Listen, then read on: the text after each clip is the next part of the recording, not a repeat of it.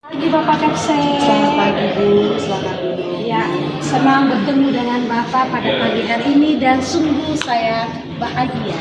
Saya juga senang berjumpa dengan Ibu. Salam dan bahagia ya Bu Ya, ya. salam dan bahagia Pak. Ya. Bapak Daud, Bapak Kapsek, apa sih yang Bapak ingin dapatkan dari sesi pembicaraan kita pada pagi hari ini? Jadi sebenarnya ada hal yang ingin saya dapatkan ya.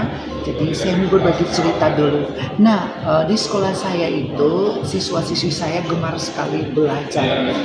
Hal ini bisa terlihat dari kemampuan ya, kemauan dan antusias siswa saya yang gemar sekali belajar. Kemampuan mereka yang bervariasi itu sangat terlihat. Namun yang disayangkan adalah bahwa kemampuan dari para pengajar teman-teman guru saya dalam mengelola kemampuan peserta didik yang bervariasi itu dengan cara atau sistem pembelajaran diferensiasi. Nah itu yang belum nampak Ibu. Iya. Situasi sekarang itu seperti apa Bapak? Jadi seperti yang saya jelaskan di awal ya Bu ya, bahwa situasi yang terjadi di sekolah saya saat ini bahwa siswa-siswa itu sangat antusias gitu, kemampuan mereka, bakat mereka itu sangat beragam. Namun sayangnya kemampuan mereka yang beragam itu jika disamaratakan dengan pembelajaran yang fair, menurut saya itu tidak bagus ya, tidak menyentuh kemampuan dan tidak bisa menggali bakat atau kemampuan dari peserta didik itu sendiri. Jadi saya situasinya itu bapak ibu guru belum bisa ya, belum mampu menggunakan pembelajaran yang bersifat diferensiasi untuk menyentuh siswa itu sendiri. Baik Bapak. Ya. Apa yang mempengaruhi hal itu Bapak bisa terjadi? Ya, jadi yang pertama ada beberapa faktor. Yang pertama faktor internal, yaitu faktor dari dalam diri guru itu sendiri, di mana dia harus memiliki mindset atau pola pikir yang terbuka akan dengan perubahan-perubahan yang terjadi, termasuk kurikulum sekarang, ya, di mana kurikulum sekarang itu salah satu indikatornya adalah bahwa seorang pengajar harus mampu menggunakan pembelajaran yang bersifat diferensiasi. Nah, kalau guru dengan pola pikir yang masih konvensional, yang masih kaku, tidak akan bisa menerapkan pembelajaran diferensiasi ini. Yang kedua adalah bahwa siswa itu guru itu terus mau belajar. Jadi ini pembelajaran diferensiasi seperti ini, harusnya dia belajar dan mencoba untuk menerapkan dalam pembelajaran di dalam kelas. Terus situasi yang diinginkan seperti apa?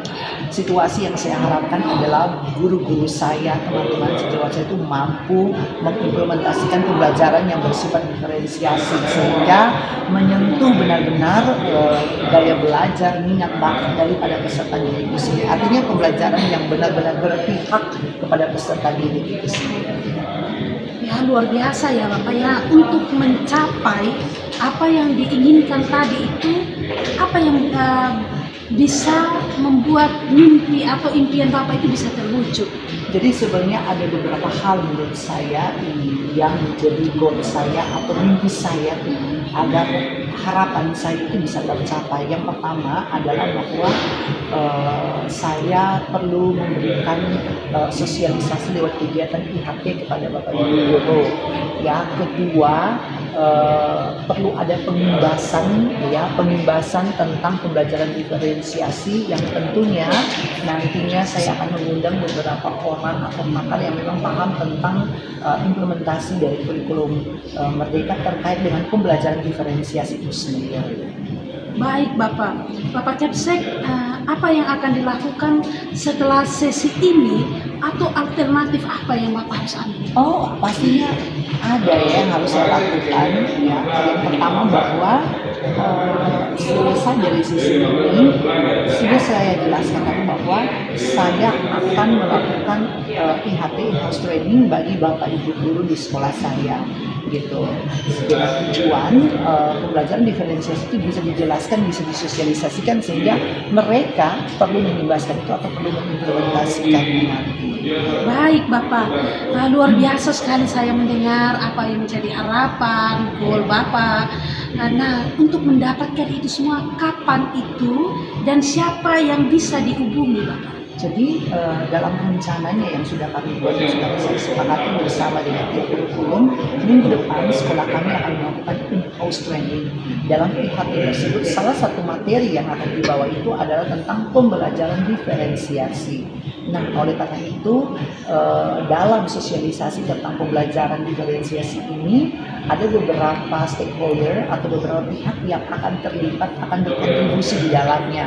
Yang pertama dari Dinas Pendidikan Kebudayaan Kota Kupang, di situ ada Kadis, Kepala Dinas, kemudian ada Kabid, Kepala Bidang Mutu Pendidikan, kemudian ada beberapa guru penggerak yang memang sudah kompeten tentang pembelajaran diferensiasi itu sendiri.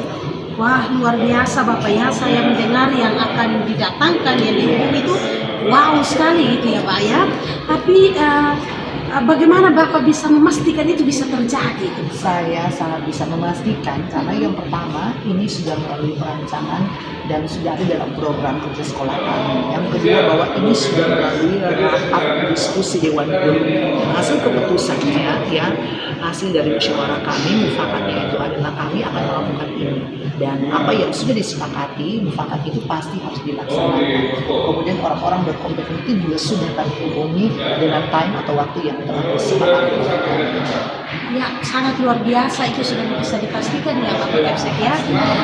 Siapa yang perlu Bapak minta dukungan untuk sukseskan kegiatan ini? Ya, yang pastinya untuk mensukseskan kegiatan ini dibutuhkan semua stakeholder yang ada di sekolah saya, baik itu saya sebagai pimpinan, ya dukungan dari dalam diri sendiri, dukungan internal, kemudian kurikulum, kemudian seluruh guru, dan juga yang pastinya dukungan dari Dinas Pendidikan dan Kebudayaan Kota Kupang. Kami perlu bersurat dan kami sudah Baik Bapak Kapsek, luar biasa sekali saya mendengar dan saya membayangkan itu wow, keren gitu ya Bapak Kapsek ya.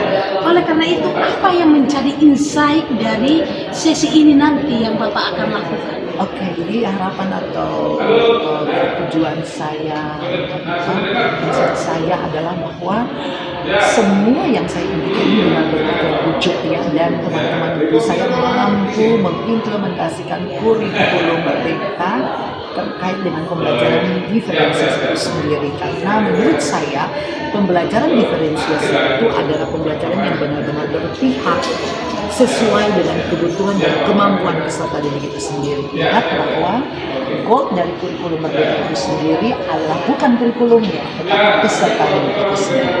Bagaimana menciptakan peserta didik tidak hanya cerdas dan berkarakter, salah satunya adalah dengan menerapkan pembelajaran yang bersifat diferensiasi.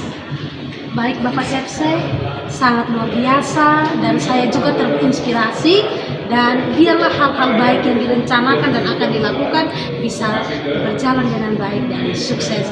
Terima kasih Bapak Kapsek, sangat berbahagia bisa berbagi cerita dengan Bapak. Ya, saya tidak bosan-bosan untuk bertamu dan berbagi cerita dengan Bapak. Kasih salam dan bahagia ya, Bapak, ya. Salam dan bahagia. Sudah teman yang lain kumpul juga. Terima kasih. Setelah detailnya secara hilang semua.